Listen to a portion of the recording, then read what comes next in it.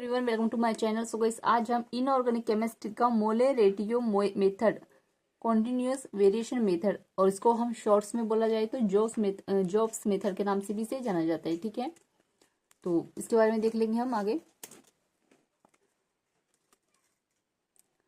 तो jobs method क्या है? ये एक स्पेक्ट्रोस्कोपिक विधि है, ठीक है, जिसमें कॉम्प्लेक्स निर्माण में अब्सॉर्प्शन में चेंज आते हैं। ठीक है, जिसमें कॉम्प्लेक्स में क्या होते हैं, अब्सॉर्प्शन में चेंज आते हैं। यह विधि का उपयोग उसी समय किया जा सकता है जब एक ही प्रकार का संकुल यौगिक कॉम्प्लेक्स कंपाउंड बनता है। ठीक है, यह विधि का उपयोग उसी समय किया जा सकता है जब क्या होगा, एक ही प्रकार का क्या होगा, कॉम्प्लेक्स भी होगा और कंपाउंड भी बनेगा। ठीक है, अब आगे देखते हैं।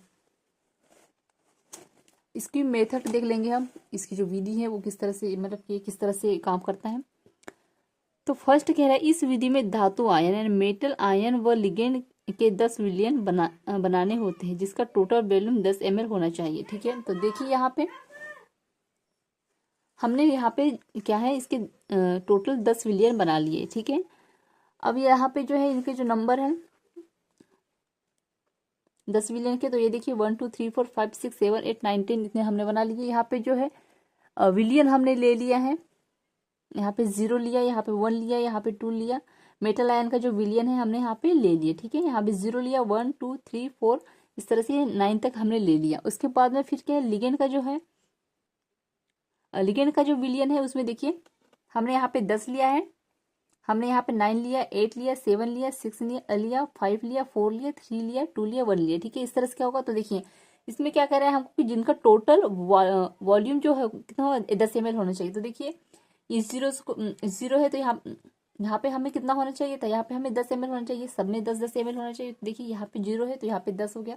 9 प्लस 1 क्या होगा, 10 हो जाएगा। 8 और 2 10 हो जाएगा, 7 और 3 10 हो जाएगा, 6 और 4 10 हो जाएगा, 5 और 5 10 हो जाएगा, 4 और 6 10 हो जाएगा, 3 और 7 10 हो जाएगा, 2 और 8 10 हो जाएगा, 9 और 1 10 हो जाएगा। ठीक है, इस तरह से हमें क्या करना है, इसकी 10 ml टोटल वॉल्यूम 10 ml बना लेना है। ठीक है, इतनी बात समझ में आई। अब आगे देखेंगे, फिर आगे देखेंगे यहाँ पे कुछ इसकी शर्तें दी है। तो लिगेंड का विलयन की सांद्रता Cl है, धातु आयन की विलयन की सांद्रता Cm है, विलयन की सांद्रता Cl प्लस Cm बराबर C क्या है, इसमें कांस्टेंट दिया गया है। और अतः क्या होगा, इसका जो समीकरण किस तरह से कंप्लीट होगा, Cl प्लस Cm बराबर C। समीकरण नंबर 1 देंगे इसे। फिर इसकी कुछ शर्तें देखते हैं फिर क्या कह रहा है। तो सेकेंड नंबर में जो शर्त है, यहाँ पे हमने फर्स्ट शर्त देख ली थी। ठीक है, कि क्या था इसमें, इस विधि को धातु आयन व लिगेंड के 10 विलयन बनाने होते हैं। ठीक है, ये अब हम सेकेंड वाला देख रहे हैं।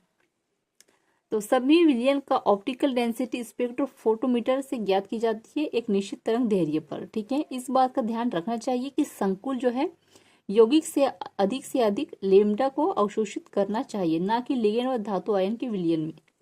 अब 4 नंबर में कह रहा है कि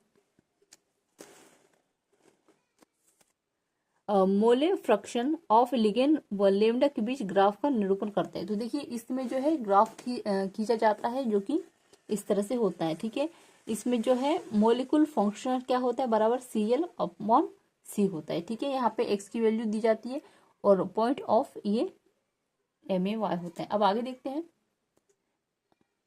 अब हम यहाँ पे समीकरण देखेंगे इसका। देखिए समीकरण 1 में क्या है, Cl प्लस Cm बराबर C।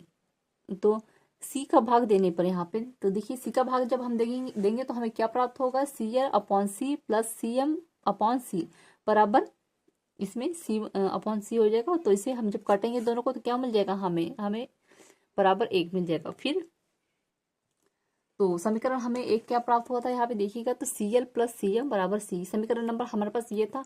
अब लिगेंड के लिए x का मान निकालेंगे हम, तब क्या होगा देखिएगा। तो हमें इस तरह से किस तरह से लिख सकते हैं, तो x बराबर लिखेंगे हम Cl अपॉन C। ठीक है, तो समीकरण हमने 2 दिया इसमें। फिर MLN हो तो क्या होगा, अगर n बराबर लिखेंगे हम Cl upon Cl upon Cm। तो ये हमें समीकरण नंबर 3 दे दिया यहाँ पे। अब इसमें कह रहा है कि समीकरण 1 में C का भाग देने पर हमें क्या प्राप्त होगा, तो देखिए Cl अपॉन C ले लिया और Cm अपॉन C बराबर C हो गया। तो देखिए अगर दोनों C को काटेंगे तो हमारे पास क्या मिल जाएगा, -1 बच जाएगा। तो समीकरण 1 से हम क्या लिख सकते हैं, देखिएगा यहाँ पे x प्लस हम लिख सकते हैं Cm अपॉन C। ठीक है, और ये बराबर 1।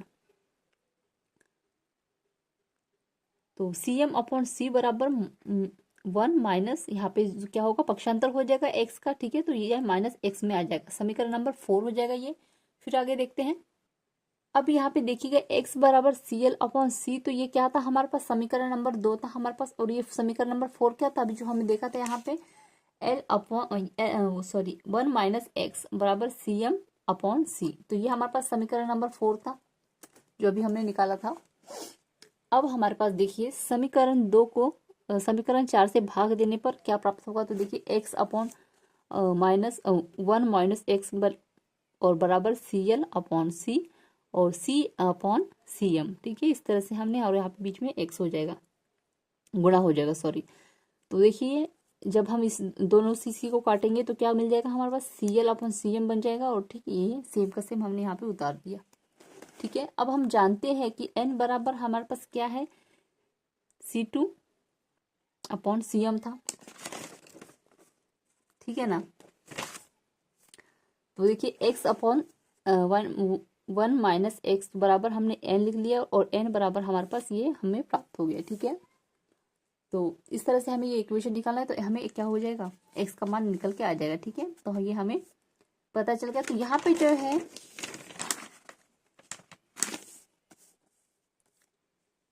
हमारा टॉपिक एंड होता है। सो आई होप आपको ये नोट जरूर पसंद आए हो। सो प्लीज चैनल को लाइक सब्सक्राइब कर दीजिएगा, बेल आइकन प्रेस कर दीजिएगा, और कमेंट में जरूर बताइएगा आपको ये नोट्स कैसे लगे। और एमएससी फर्स्ट सेम के नोट्स अगर आपको परचेस करने हैं तो उसके लिए आप मुझे व्हाट्सएप पे मैसेज कर सकते हैं। डिस्क्रिप्शन पे मैं व्हाट्सएप नंबर शेयर कर दूंगी।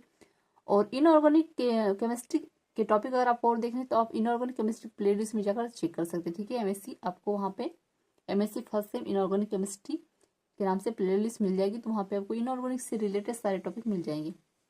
Thank you.